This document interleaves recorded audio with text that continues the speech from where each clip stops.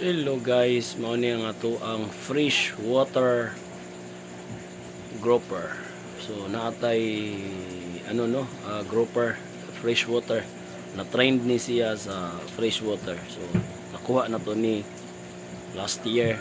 I don't know, like 2 inches lang, but as of now naana siya sa mga 8 to 9 inches kadako. So freshwater grouper na mix na to sa Arowana and Peacock bass. We have the Spider Calvary, Monocolos, Peacock bass. So mao na itong freshwater grouper, and then also Channa asiatica yellow snakehead. So as you can see, dako na ito ang